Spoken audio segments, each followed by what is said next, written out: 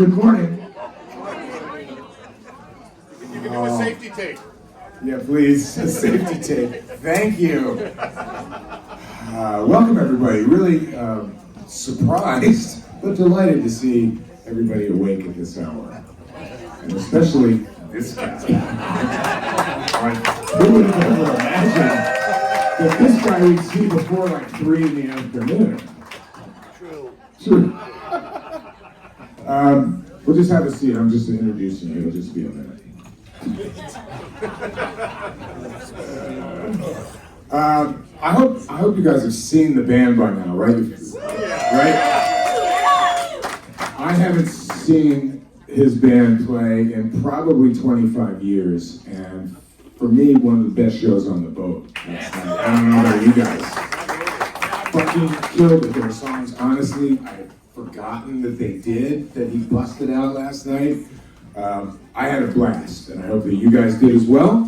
I hope that you, as we're chatting here, if you got something on your mind, think about it. We'll try and do some questions towards the end here. We'll squeeze some in as long as everybody stays awake.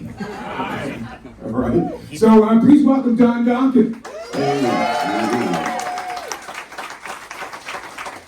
Walking with Dokken literally on this boat. How do you handle that? I mean, have you been like on stage when the boat is rocking? Yeah, this time's not bad. When we did the Kiss tour, it was doing this, and we played outdoors. And I've got some pictures of us playing on the bow on this big stage, and like, you know, John and Chris had that really crazy curly long hair, and it was literally blowing sideways. It was trippy. It was real. I was hanging on for dear life with the microphone. That was a little, yeah, they said it was about 30-mile-an-hour winds. Did you ever imagine, like, 35 years ago, yeah, I'm going to be playing on a fucking cruise ship? No. Okay. It's only my second time and my last time. Well, I can understand. Cruising is a thing. It's like a whole new circuit for guys in your side of the genre, I mean, yeah, and plus they playing with Kiss, I mean, it was Kiss everything, Kiss cakes, Kiss cupcakes, Kiss condoms. They had a bowl of condoms, which I already knew about. I spent Thanksgiving once at Gene's house. We lived on the same street, and I'd taken the roof off my house because it was trashed, and he tried, he said, why don't you come over to our house for Thanksgiving? You got no roof. I said, all right. So I went over there, and you know, Gene doesn't drink or anything, but Shannon likes wine. So he bought some of that, I call it $2 chuck you get from Trader Joe's. Yeah. I think they have that on board here, don't they? Oh man, it was bad. I said, I'm gonna just plop down the street back to my house, get my wine cellar in, so we can have a real glass of wine. And we had fun though. It was really, I was expecting like 80 people because it's Gene, you know, his big mansion. I used to have a little house up there in Beverly Hills. But it was Shannon cooked everything, the turkey, the potatoes, I was expecting, you know, maize and chefs, and you get this false, you know, how things are gonna be, but it was just, and then I found out, because Gene always talks about he never did a drug in his life or never drank. But I found out he has a serious sugar tooth. All they wanted to do was get to the cake. Yeah. It was called a rainbow cake. I had to go pick it up. I never heard of a rainbow cake. But it was like the movies. He kept trying to smack his hand, you know, and he'd reach for the cake and smack his hand. You know. After dinner, Gene's going, I want some cake. I want to back up to the fact that you have a wine cellar. It's nothing. Are you like a wine connoisseur? Is that something that is something you fancy? John Levin and I, we like our wine, but it's good we're recording because I kind of had to stop on the hard liquor. You get to a point you just can't do it anymore. I mean, there's no hard liquor in my house. You know, I just don't have it anymore. I used to have Jack Daniels, Maker's Mark, but when you get old, you pay for it, you know. So I have rules like no alcohol in my system before 5 o'clock. And then we have dinner, and I have my salad, kind of trying to be a vegetarian more. And John and I, we have the wine spectators. He'll call me, you gotta get this wine. We're looking for the perfect $10 bottle of wine. We're all looking for that, right? I mean, instead of paying on my favorite Silver Oak or Chateau Margaux, but they're like, $200, $300, $400. I go, there's got to be a $10 bottle of wine out there that's amazing that nobody knows about. We're still looking for it. So. Why don't you do like some of the others and start your own business? Start your own wine business. I've been offered, yeah. I think, who is it? Warren has their own wine out. But I think I'm busy enough. My whole thing, life has changed. I'm into since this happened. I don't know if people know on the internet what happened to my arm, but my whole right arm from the shoulder down got paralyzed five years ago. And I wanted to kill the guy, but I couldn't. The doctor. What? Can you talk about it? What happened? I was on tour with Queensryche, and I was playing an acoustic show, opening up for him. But my left hand started getting what they call trigger finger. These fingers would snap over like that. I'm like, what the hell? I had to straighten them out.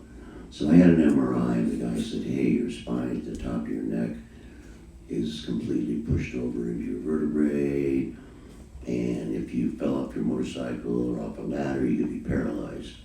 And I says, well, okay, I'll stay off ladders and I won't ride motorcycles. I'll keep it under 100. But no, it was serious. It was like pushed over. The irony is that, God, it seems everybody in Dokken said Chris has 8 screws in his right arm. Yeah, he has 8, like going. He broke, shattered his shoulder. They wanted to cut his arm off, and he said, no fucking way. So he likes to ride bicycles, off-road in trails and stuff. Yeah. And then John had a problem. He was having problems with his hand. He goes in. Just already left the law business? Yeah. Yeah. John Dokken was his attorney. I don't know if you guys know that. Yeah, and he still is. It's good to have an attorney in the band. In the band, yeah. So there's been a lot of, he had to take a year off. So I started writing songs, and then Chris had to take a year off. And so it was weird. So I went into surgery. It was kind of self-fulfilling prophecy. The last thing I said, my daughter looking at me, I looked at this doctor. I said, just do me a favor. That's exactly what I said. Just don't fucking kill me and don't paralyze me. Well, I got half. So I woke up, my hand was like this, and these were like that. And he said, move your arm. I said, I am moving my arm. It's weird, your brain's saying move it, but it would just go like this. So it took 2 years just to be able to do this. So, did I sue? Yes. And I said, dude, you just ended my career. I can't play guitar. I can't hold a pick.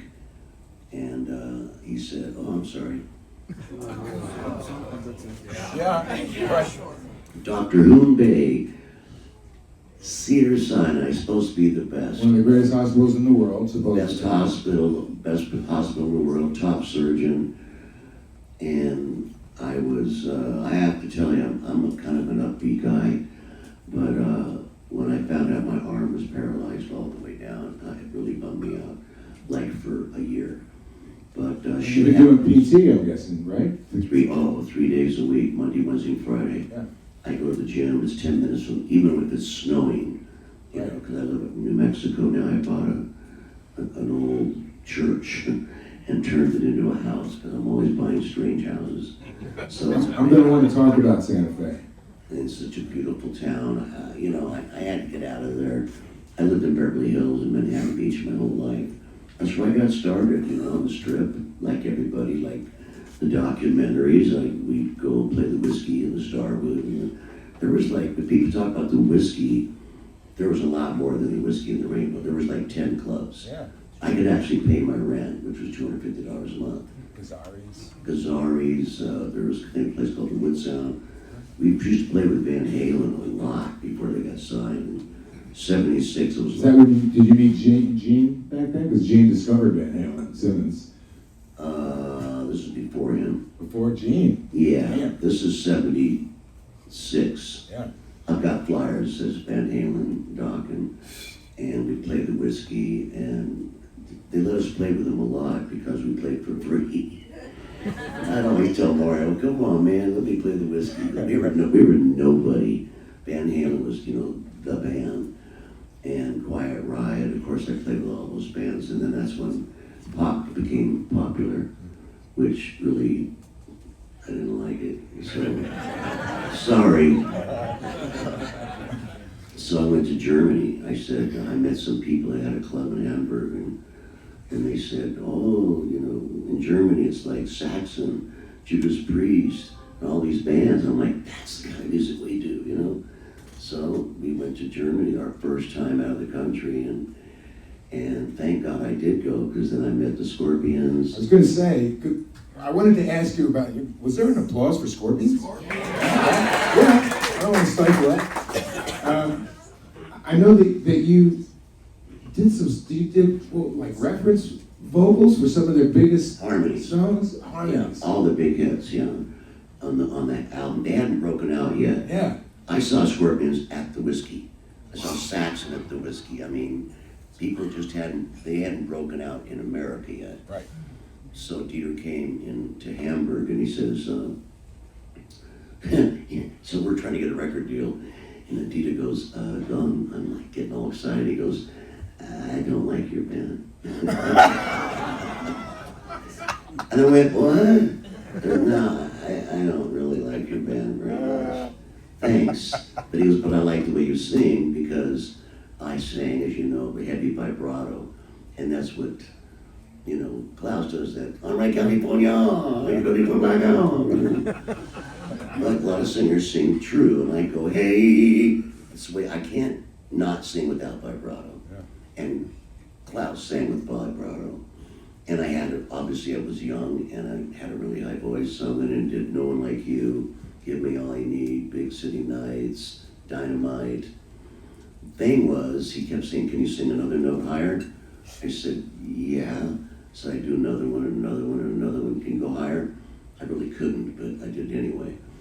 Because it was the Scorpions, and they were my idols. So I had great times with the Scorpions. It was winter time, it was snowing, and we just played, Galaxian and Pac-Man every day. That's all we did, we played Pac. We couldn't go outside, it was snowing. So that's when I met the Scorpions, and... They pulled your backing vocals off, am I right? No, they're still on. They are still on there, because I thought I read like the original demos are never going to be seen. Well,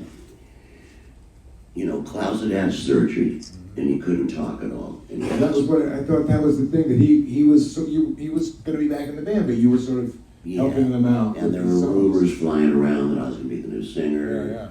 So him and I don't think he wanted to talk to me. And so I finally pulled him away aside one day. I said, Klaus, you are the Scorpions. You are the sound of the Scorpions. If they asked me the band, I would say no. You're the sound of the Scorpions. And then we were best friends for 40 years. So I'm really... So I've known those guys forever. And so usually, whenever they're playing the West Coast, people go, I know, Dokken will probably be opening, because we're really tight. I actually lived with Herman Rarebell. We got a condo down at the beach when he was making... Herman's a German? Herman's a German. I actually sang the whole record for him, and my manager called me, Q Prime, and said, you can't sing his whole record, because you're signed to Elektra. So I said, well, I know this other guy, Jack Russell, he's a great singer. So Jack sang half the record, I sang half the record, and so I did what they call scratch tracks. Yeah. So I just sang the whole record. I have a copy, and it'll never see the light of day, I had a lot of people offer me a lot of money.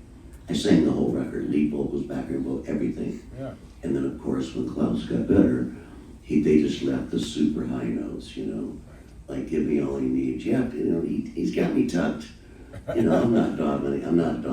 you know, but you can hear it, Give Me All I Need, that super, now that I've told you that, you can listen to it. No One Like You, Dynamite, all those super, super high notes. I did all those, and then they wiped my lead vocals right in front of me, but I had a cassette. So, and I played it for John maybe, and you know, people said, okay, we'll give you X amount of dollars to release that. I said, first of all, if they're the Scorpions, I'm not the singer. It's bullshit, you know, I would never do that to them, you know. So I've got it stashed somewhere under lock and key, but hey, lock and key, that was a good record. That was a good record. There's a little self-promotion. So that's how I became friends with Scorpions and doing the background vocals. And then, of course, it was trippy. Accept was in there, Studio B. Scorpions were in A. Dokken was in C. So we didn't record a lot because at 5 o'clock it was cocktail time. And there was this pub called Peter's Pub, like 2 blocks away, good enough to walk in the snow. And Rory Gallagher was in there too. He played about 2 hours a day. He'd get up and he, God bless him, rest his soul, but he'd get up and have a cocktail for breakfast. Him and Wild Mick Brown got along great. So we'd all go and play darts, you know, and drink beer and go down to Peter's Pub with the Scorps and Accept and got a whole bunch of bands. When you think back to those times, what are the things that pop into your head first? You look back warmly on those times. What do you think about when you think about right around your first record? You know, early '80s, late '70s. You know, Well, first of all, I was stressed, you know. Right, trying to make it, trying to figure out how you're going to pay your rent. I mean, I had just gone over there to do background vocals. Yeah. That's all. So Dieter flew me over there.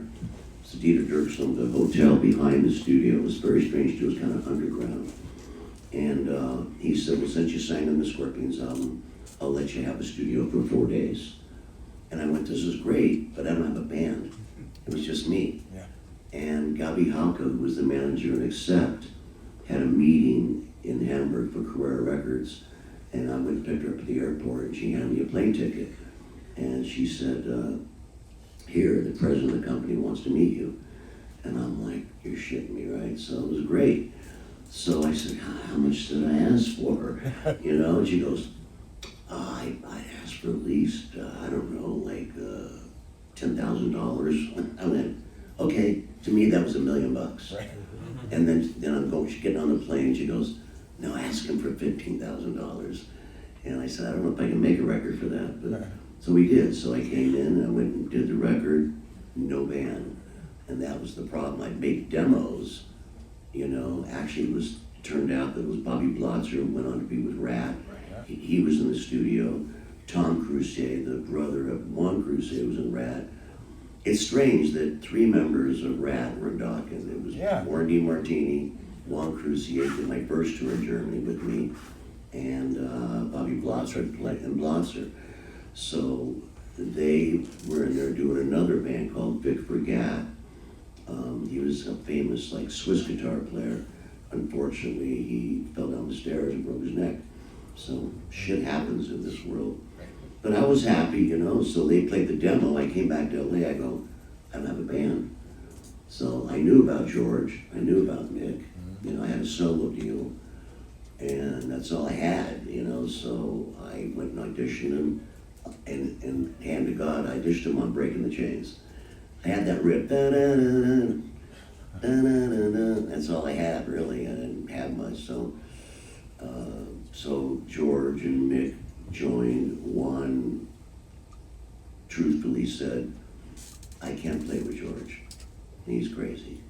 And I said, a little bit, you know, so, and you guys already know the whole story between George and I. I mean, it was just 8 years of constant feuding and bickering and fighting, and it was sad because we were going like this, and we got to the stadium level, you know, here we are playing in front of 100,000 people, where, you know, and me and Eddie hung out a lot in the fire escape over there because he just had Wolfgang and I just had Tyler.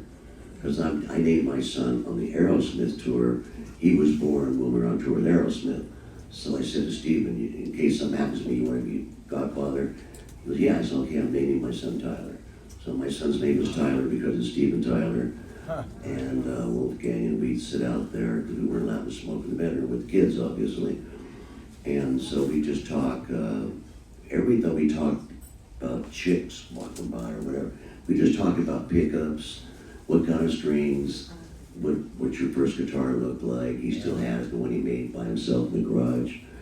And Eddie and I became, I have really nice pictures of him and I hanging out on Monsters because we had this habit, we would go to the hotel and take over the band, and sometimes it was more fun than playing 100,000 people.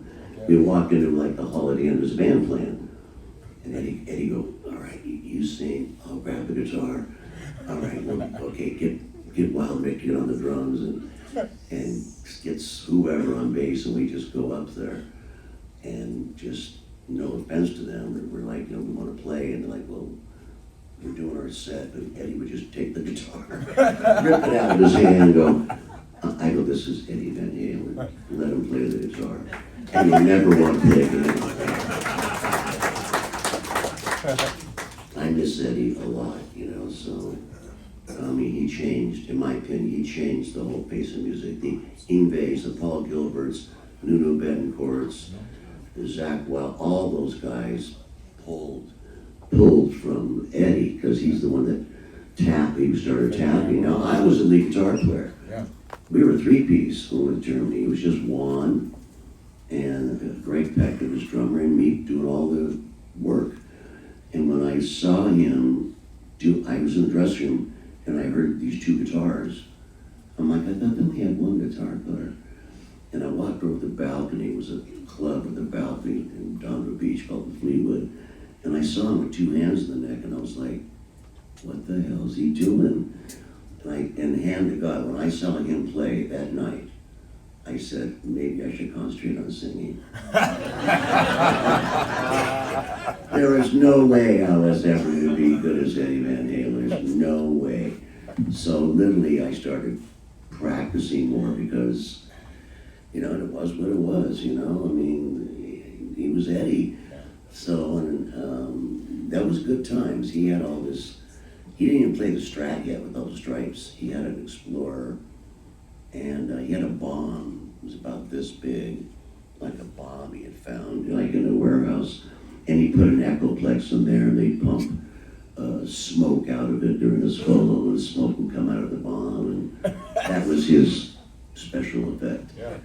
But, so we're on Monsters of Rock, you fast forward 8 years, and I'm going, isn't this weird, dude? We were playing the whiskey. Remember when I had to wrap your tire with duct tape? He goes, yeah. And then I said, and now we're playing stadiums. Because, the whiskey held like 700 people. Yeah. And everybody left that night. And I was in Redondo Beach, but I lived in Redondo Beach. So is that me? No, it isn't me. Yeah. So, anyway, everybody had left, and I was talking to Michael and everybody, and I saw Eddie out front with his van jacked up, loaded the teeth with equipment, and he had a flat tire. And it's like 1 o'clock in the morning, and he's in Pasadena. We're way in the fuck down by the beach. So I said, I don't know. And back in those days, no cell phones, no phone booths, and we couldn't afford the $50 a year for AAA. That was a luxury. So I said, well, I got some duct tape. So I took 2 rolls of duct tape. All bands have duct tape for their drums and shit. And I just wrapped the entire rolls around the tire. Oh, yeah, I swear to God. The band knows that. So the tire's like all wrapped up, with duct tape. I said, I don't know if this is going to get you home. We're talking 40 miles. On freeways and stuff. Yeah. And I wasn't with them, but I just think of them going thump, thump, thump, thump, thump, thump, thump, thump, thump, thump, all the way home. So I just kept wrapping the duct tape, and we put air in it, and it slowed it down. But it was funny to see this just wad of duct tape around the tire. And I said, no guarantees, boss, but you might make it. But there was before you couldn't call me or anything. I mean, we had house phones. Right. I tell my kids when they were young, I said, there was a time. And they look at you like, when there were no cell phones? Yeah, it wasn't that long ago. And there were no computers. And there was no internet. And they're like, they just look at you bewildered, like, well, when was that, the 1800s? And I'm like, no, I'm telling you. And we usually didn't have a phone either because we couldn't pay the phone bill. So it was kind of hilarious. But I just, all the way home, I'm thinking of Eddie going, thump, thump, thump, thump, thump, thump, thump, thump, thump, with the band loaded with Marshalls and guitars. And it was kind of hilarious. But he made it home, and that was it. That's how we kind of became friends. Man. Can I want to jump up to the present for a minute. I could listen to your stories all day. But I want The last record you put out was 23. Yep. And at the time, I read that you said, yeah, this could be the last Dokken record. Long Way Home record. Yeah. Because we'd all been broken our bones and everything. Uh-huh. But is it? Well, we've got Heaven Comes Down now out. Well, Which I'm very that's what I'm talking about. I'm talking about Heaven Comes Down. Oh, yeah. Yeah, it's... I thought that was the record. You said that could be the last Dokken That's record. right. Actually, I think it came out in 24. Is it? I don't know.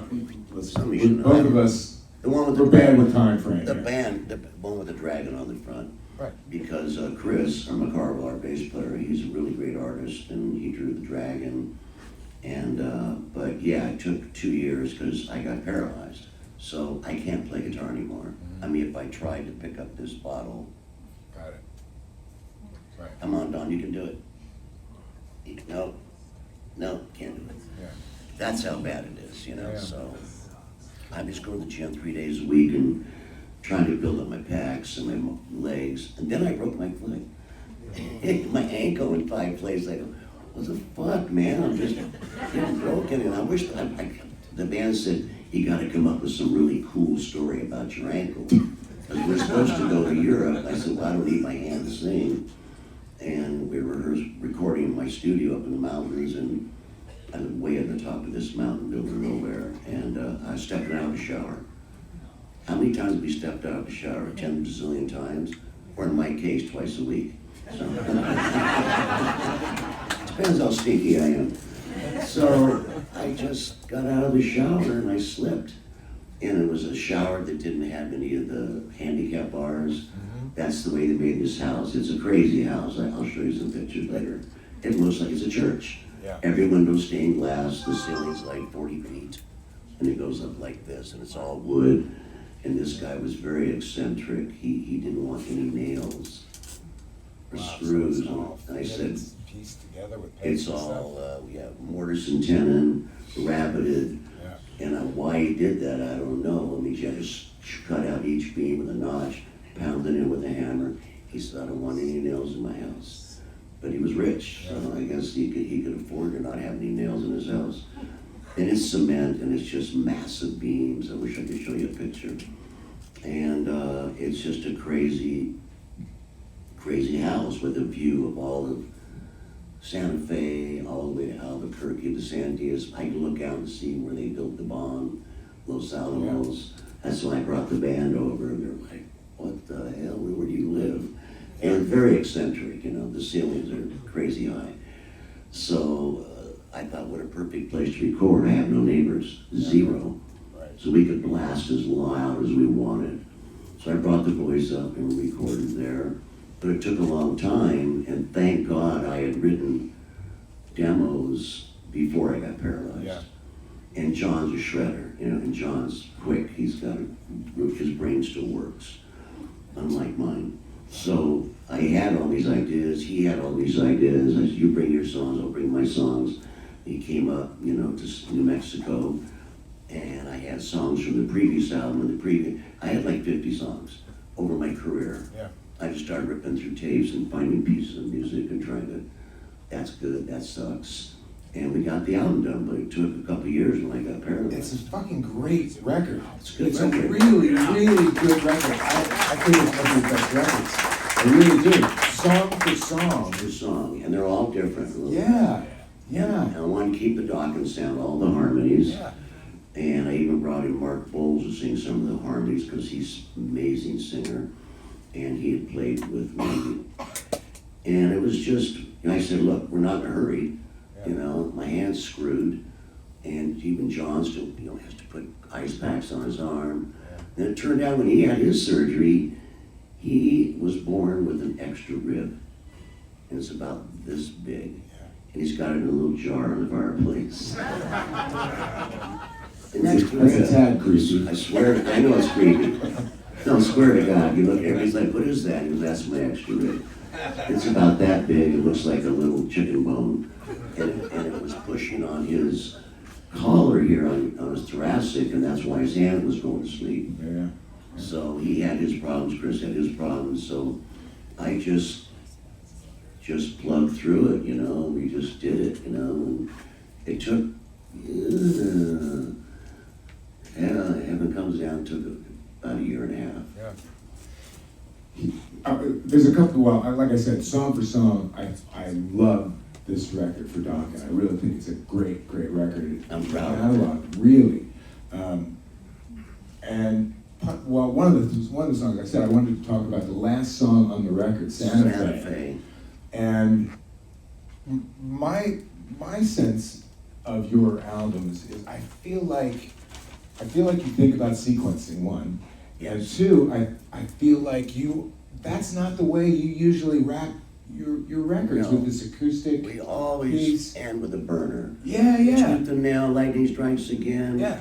Every Dokken album has always been like this, just end with a burn. Yeah. And So why I don't know. this way? Why is Santa Fe, have you guys heard the song? Oh, yeah.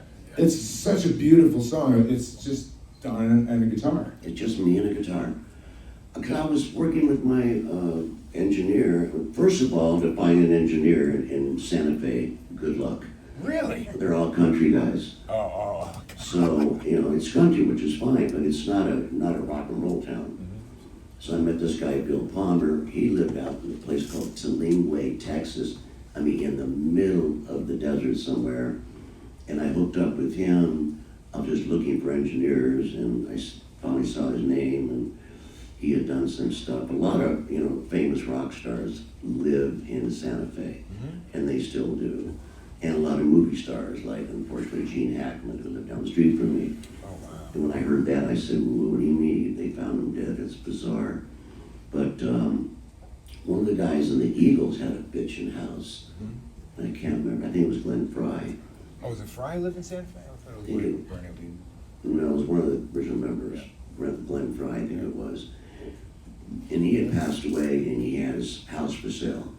And he had wired his entire house, like the bathrooms, the kitchen, the closets, they all had patch bays. And I said, this is the perfect house for me.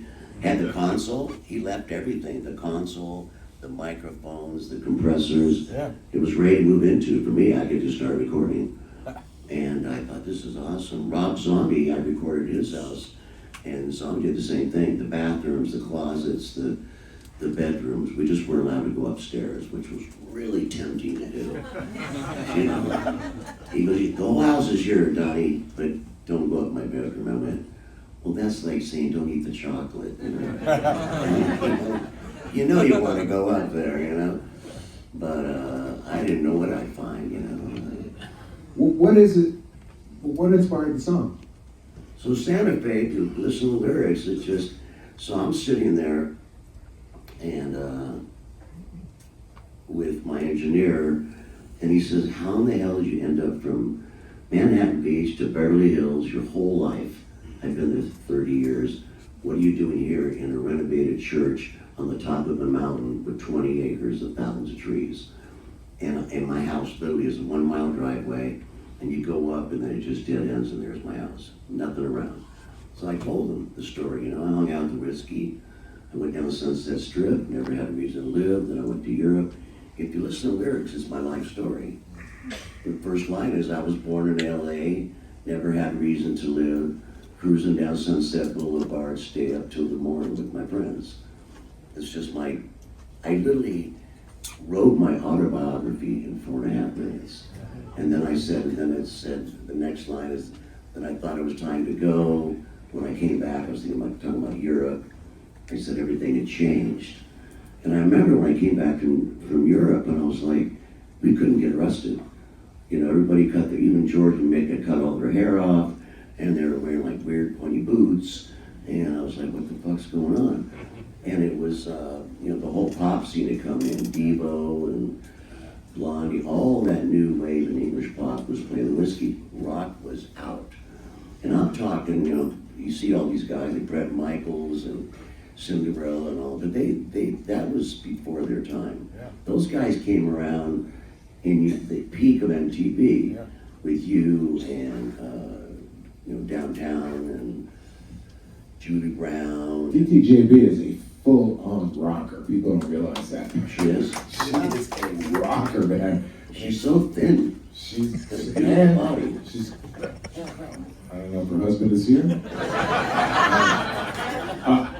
Julie in '79 or something like that won the disco dancing championship. Really? In the UK. Yes. Disco. World championship.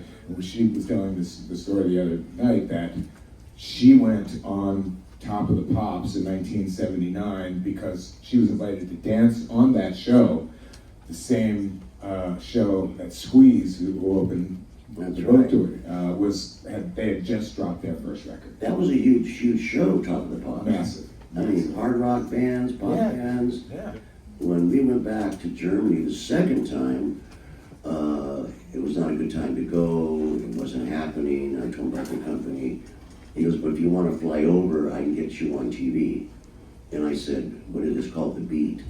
And they had AC/DC, Aerosmith, Judas Priest. They had everybody. They were the MTV of Europe.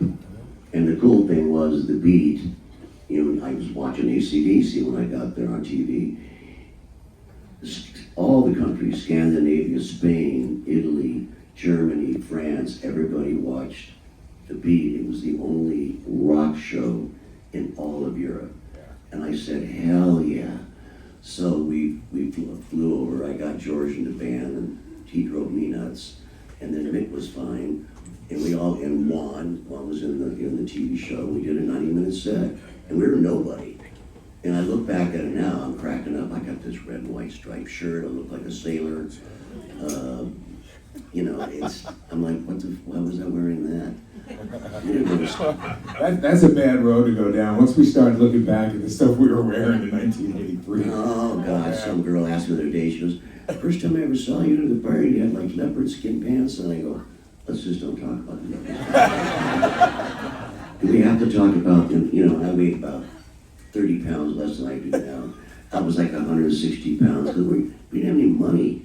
We were broke, but we did that TV show and we got the record deal. So what people don't know, when Breaking the Chains came out, it had a picture of me in the front chained up and it says Don Dokken because George and Jeff and Mick didn't want to be in the band. They just wanted to play on the record and get paid $5,000. So I gave flag that. They didn't want to be in the band. And I said, there's George, not to his beat Heil. He says, well, Don can do it, we can do it. So they did the record, and I actually, unfortunately, woke up one morning, and Dieter says, you know, your guys left. And I said, huh? He goes, yeah, Lynch left, Mick left, and Juan left. And I said, but the album's not done. And he goes, dude, they got up and went to the airport, went home. What a fuck. Because George thought, you know, well, we can go home and get our own record deal. And how'd that work out? Yeah, exactly. How'd that work out, guys? So the album came out and it said Don Dokken. You can find the internet. I'm chained up like this. Juan was still in the band. It was Juan and me, and I have a lot of pictures of us tugging on a chain, and we did all this stuff. They did the TV show, and then they left. So now I have a band. No, I have half a band. I have no guitar player and drummer. They went home. I think they got kicked out of their condo about 2 days after they got home. And you were smiling. I was smiling, and I have to be honest. I mean, Mick was on the mix. He's a follower, whatever George told him he would do. So I said, well, I need a band. I don't really, like Mick says in interviews, then we got George in the band, that's my fault. So I go out to Orange County and I'm looking for, George, where his condo was, and he had this Pinot station wagon, and he was living in the back of the Pinot station wagon with little curtains his girlfriend had made, and I thought, you're at the bottom. Oof. I mean, that's rough. I slept in my car too. I had a 57 Chevy Nomad. That was a badass car, man. With my dog. You gotta sleep in your car. You sleep in a Nomad, 57 two-door. Damn. And I had my little Irish setter, but I was lucky my neighbors had an alley, and you could pull in the alley at night, and they had a bathroom in the garage, so I could have someplace to pee. I sleep in my car. I worked all day as a cook, because my uncle was a well-known chef, and I'd pull an 8-hour shift, and then I'd steal all the food that was left over, take it to my roommates and stuff, And I got a half a burger, I got 2 fries left, I got a little piece of steak here. I mean, when people talk the woe is me stories, we were broke, we had nothing. I became a master chef at Top Ramen. Who hasn't tried Top Ramen? Come on. Lived on that shit in college. Everybody, right? And on Fridays, if you get lucky, somebody bring home some hot dogs. And you chop up the hot dogs. Now we're really styling. They got hot dogs, a little chili powder, and ramen. There was always girls, luckily girls would bring us over something, because they were all waitresses, we knew all the waitresses. So it was cool, we were starving, I didn't care, and we just practiced. When we first got together, even before George and Mick, we knew the cops would be there in 45 minutes. We timed it out that if we start playing at 7, they'll be there about 8. So we start playing, and we know they're coming. We'd have a watch person, all right, here they come. And we just shut up. And they'd come up, what houses? They all look the Where's same. the problem here? There's track homes, they all look the same. And we're just going, we don't know nothing, So I finally made a deal with the one neighbor, because the other neighbors were also musicians. So we played as long as we could, and they told us to shut up, so then we would. And then they'd leave, and we start playing again. This happened all day long on Tuesdays and Thursdays. So it was all great, but the backstory is it came out as Don Dokken, and there I am, on the cover, and all of a sudden we've done this TV show, The Beat, and then we get a call from this manager, and I didn't know who he was, never heard of him. And it turned out his name was Cliff Bernstein, who became the legendary Q Prime, biggest manager in the world, basically. He's sort of responsible for like Def Leppard and on and on and on. Metallica and Smashing Pumpkins, and I mean, Q Prime is the biggest managers in the world. They had signed one band, and that was Def Leppard. So he called me up, and he had this kind of a funny voice, like, "Hi Don, this is Cliff." He talked like Yeah, that. it does. Because you know how he talks. Because he had nasal stuff. I like your record. And I said, okay. So he goes, I thought he was going to show up with a suit tie, He shows up, t-shirts, mustard on it. Really. He had jeans with some catch. And he made me across the street at the Tower Records. He was at the Sunset Marquee. And I just went over there. I said, what do you think? He goes, I want to sign your band. And I said, well, when I saw him, I had this image of a guy, super long hair or short hair. Yeah. He had that long hair, a big beard, and he looked like a homeless person. 100%. He did, Cliff. And I was like, he always pulls on his beard, and he said, I want to manage you. And I said, okay. And then I said, what does a manager do? I don't know. What the hell's going on? So he started managing me, and he said, do you have the guys in the band? I said, well, that's the problem. I don't have a band. I got Juan, and that's it. And Juan was playing at Wrath at the same time. So by then, I think Mick and Jeff were sleeping on people's couches, and I called them and I said, hey, I have a chance. Then Cliff goes, oh, you have a chance to go to Europe and America and open up for Oyster Cult. And I'm like, You know, I'm in my, I'm so happy I couldn't stand it. It was Blue Oyster Cult, Aldo Nova, YMG, and us. 4 bands, and we got 30 minutes. So I don't care, give me 2 minutes. We're talking 10,000 people. Yeah. And so we got the Blue Oyster Cult tour, and then of course, George came to his senses, and we got an old beat up bus, and Mick, and we went on, that was our first tour. What, you know how Spinal Tap has an issue with drummers. Their drummers are exploding, they're disappearing. You guys have a problem with bass players. What's up with that? How many, have you had like 8? No. How many bass players have you had? Well, the original bass player was Juan Crusade, but then Rad exploded. Right, Pilsen. I mean, 6 months later, they were playing the Forum. And then Pilsen, actually, George was sleeping in another bedroom with the girlfriend I had at the time. So he moved in with us. Wait, what was that again?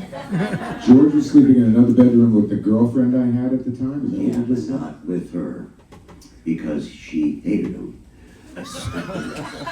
Is there anyone who liked this dude? Damn! Not to my. Juan can't work with him? You tried and you can't work with the guy? I tried. How's he doing? We Like, laughed. he's spoken? Yeah, and ironically, George moved to New Mexico. I can't get away from this guy. He's in Taos. And I told him, you're welcome to come over anytime. He's got more of a ranch, open spread. Mine's more in a mountain. And he's always wanted to move to New Mexico. So George did. But he was sleeping at, this is too long to talk about. My girlfriend worked for the president of Columbia Records, so I had some ins. He was the head of A&R. Okay. And she's begging him to come down and see my band. And he's thinking, no, this is he's your boyfriend, I don't want to go see him. So we couldn't do it.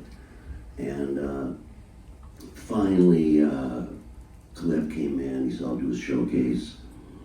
And we opened up, you know, at SIR with Pipeline.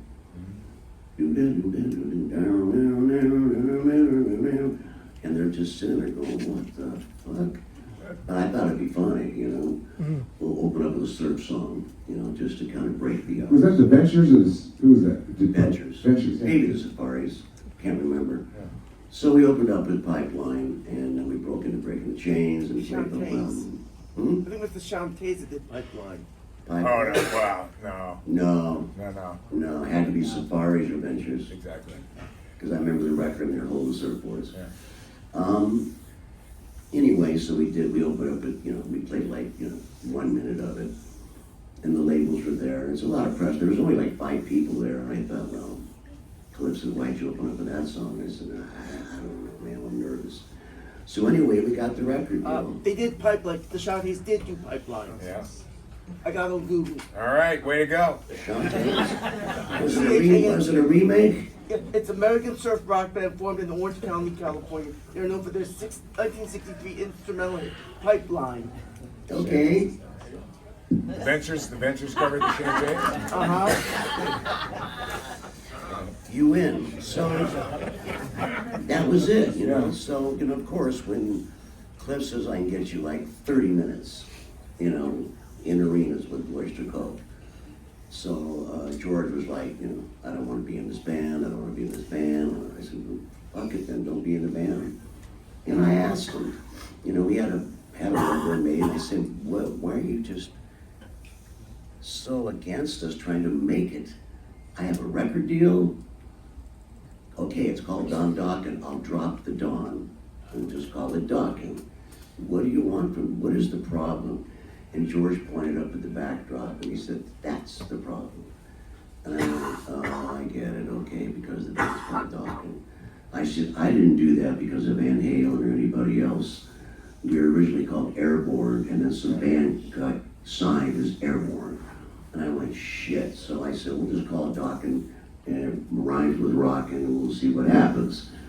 And he just fought me on it all the way.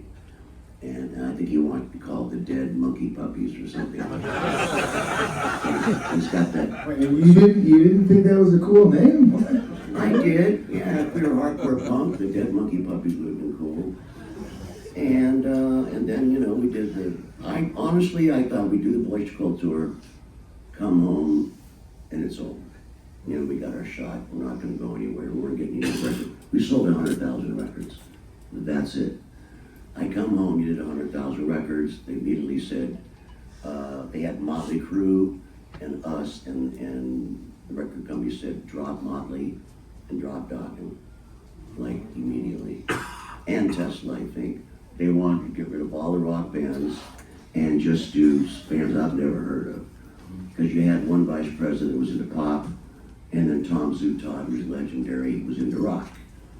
So that's what happened. So I said, I'm begging you, let me just have one more chance, you know, just one more record, I'm begging it. And that's why I named the album Tooth and Nail. And I went to George and Mig, again, they're way out the door, and I said, this is our last chance, man. I mean, you guys got to step up. We need to buckle down and write 10 killer songs or we're screwed. And so Jeff's, so we had a bass player, Jeff left before Boys to Cult. Juan left. So George and I were sleeping on my girlfriend's couch, me in her bed and George in another room. So we called Mike Barney, who owns Shrapnel Records. I said, I'm looking for a bass player. There's a million great bass players in LA, but I need a bass player that can sing high to copy. And I had a high voice. So he goes, Mike goes, you know, he was just kind of starting out. He had to get Metallica on an EP or something, or maybe it was the other little label, Shrapnel. So he goes, yeah, there happens to be a guy named Jeff Pilston. He's playing like 4 blocks from you at a place called the Gold Nugget. So George and I got, and the funny thing was I was driving a 52 Rolls Royce. I was totally broke, you know, but I found this Rolls Royce, because I used to be a Rolls Royce mechanic, and it was sitting on a car in a movie studio, and we did the Breaking the Chains video, and I said, why is that car sitting there, and it's got flat tires, and it's all full of trash, and I go, dude, that's a 52 Rolls. So we towed it home. Me and my brother were both Rolls Royce mechanics. Well, half the time we weren't sleeping. So my brother and I took it home, and we got it started. I was so excited. Smoke's pouring out of it, what the fuck, you know? So we go pull up to the Cold Nugget with this white Rolls Royce that's 20 feet long, pull in, didn't run too good, but it got us there. We walked in, there was Jeff singing Little Red Corvette, and his hair was super short, and they're going, Little Red Corvette, and I'm like, well, that's not the guy, you know? We assumed he had to have long hair, and he had a chick singer. There was a chick singer. It's also incestuous because the singer that Pilsen was playing bars at, that singer, Amy, ended up in one of the Nasty Habits of Motley Crue. Remember they had the 3 girls for a while? Yeah. So Amy ended up in Motley as a background singer. We took Jeff back to his house because he had this piece of shit Honda that wouldn't start. So I got him home, and George was drinking like crazy, you know, shots, and he started throwing up on the front lawn, and we're giving him toast, and he's puking on himself, and I'm like, this is not a very good impression. You know, here's Pilsen going, you guys want me to join your band, huh? And George is on the ground going, hang on. No, I want to talk to you about the... I mean, hand to God, he was puking on the lawn. Jeff's going, you guys want me to join your band? And you're telling me you got a tour, and yada, yada, yada. And I said, yeah, really, we do. So that was it, you know. He joined after George stopped throwing up, and we rehearsed, and we went on tour with Boys to Cult. We learned a lot about Aldo. Aldo Nova taught us the ropes, not the good ropes. I think Aldo's coming next year, too. Yeah. I think Aldo Nova's going to be on the boat next year. I mean, people don't realize how wealthy he is and how many hits he wrote, because he produced, you know, better than I do. It was mostly for others. He produced others before he had his He own. produced, what's her name, that lost her voice? He pretended. Celine Yeah, Dion. Nate. He did Celine Dion. You're the Yeah. know-it-all. He's got the fucking Google, man. Yeah, the He's Google. not that smart. So he did Celine Dion, you know, in Canada. He's Canadian. He had a hit, Love is Just a Fantasy, you know.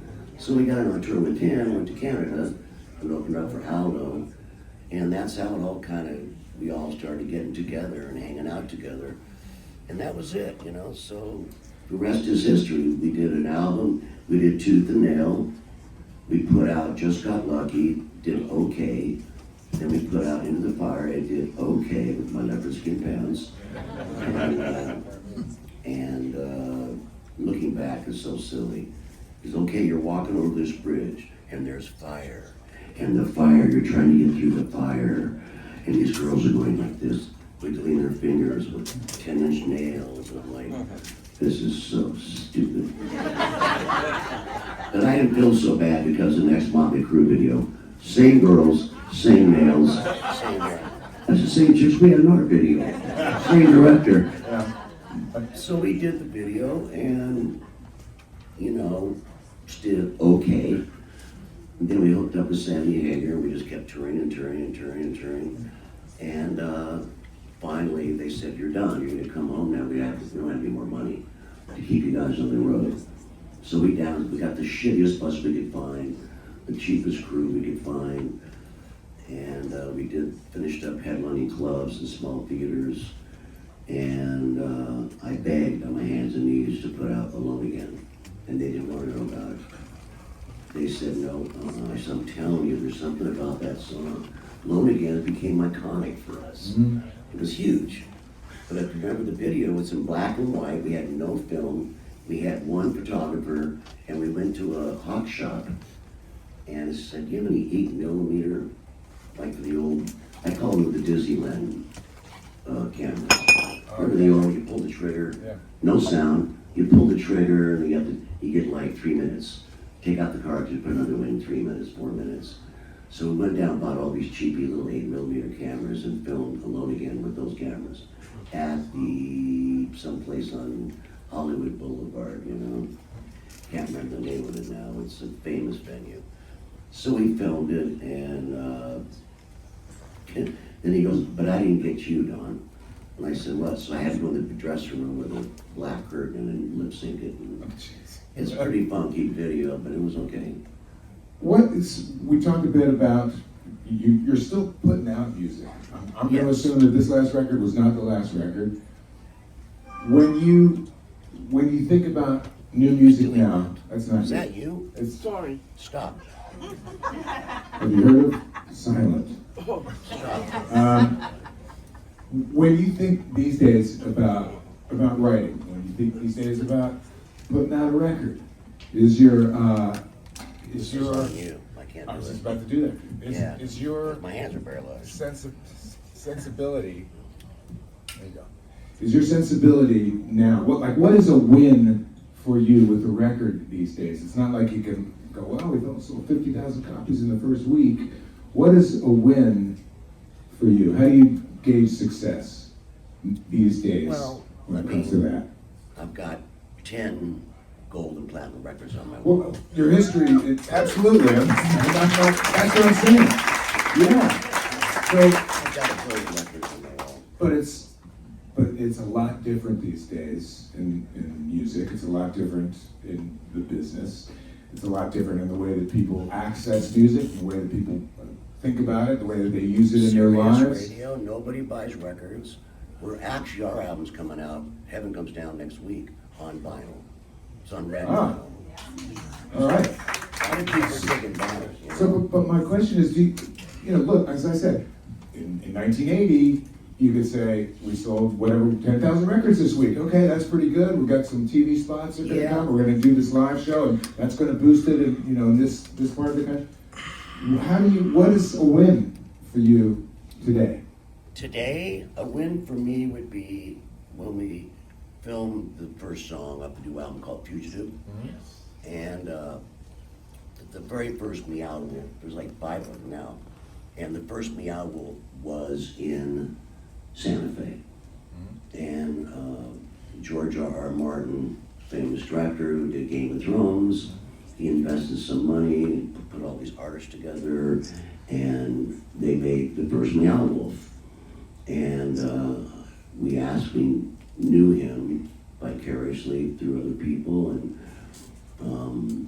so he said, yeah, you can go film a Meow Wolf in the afternoon. You can knock it out between like 11 in the morning and 5. He said, yeah, sure. Because it's so trippy, Meow Wolf. You've probably never been there. It's like surreal, psychedelic. Yeah. So, and then I have a friend who's called Chris Ayres, very well-known director. He does this show called Dark Winds. It's about the Indian Navajo Nation and all this stuff. He was a Dokken fan.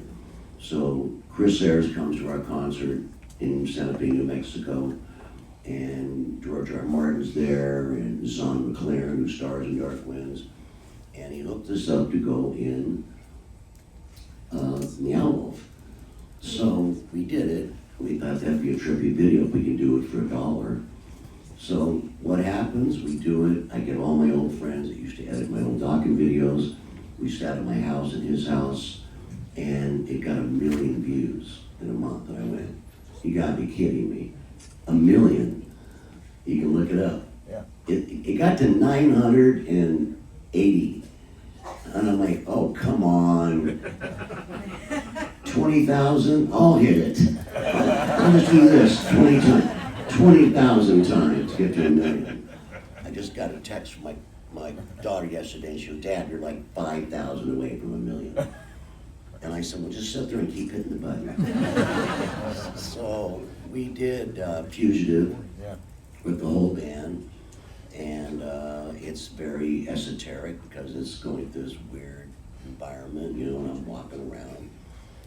But to get 1 million views these days is impossible. You just don't. People have, I think, psychologically a short attention span. You tell them this is your video, they go, okay. Then I call them up. What'd you think of the video? It was good. What part? Well, I watched the first 30 seconds. That's all you need is 30 seconds. That's the way people are. Yeah. They don't want to watch the whole video. They're, okay, next. But we got 1 million hits. I feel the same way about albums, too. Absolutely. People don't want to listen to an album. It's all about The single. a single. I don't get that. I don't either, honestly. I'm a guy from, you and I come from the school of kicking back, at home after a long day of work, get a new album, put it on, flip it over, and listen to side 1 and A and B. I want to hear the whole record. And that was my disappointment when a lot of my peers were putting out records on, okay, there's the hit. Usually track 2 or 3 on side A. But I'm not going to name names, but then I listen to the rest of the record and I'm like, it's not very good. They had the hit. Right. You could see that they bought from somebody, and a lot of these musicians were buying from, can't remember his name, lives in Santa Monica, very famous song guy. And you go into a studio and they'll say, well, I got the choruses over here, I got a guitar hook over here, and what the hell is his name? I know a bunch of Huh? guy who I know. Desmond Child, you got all the answers. So Desmond Child, you can go over here. You should just. You want to take over? I got questions to ask. Yes. So you go to Desmond Child's house, and you go, okay, well, I got choruses, I got verses, I got bridge sections, I got solo sections. But we never did that. Why would I want to record a song that somebody else wrote pieces and I have to stick it together? Every song on Dokken's album was always written by us. I mean, that's the beauty.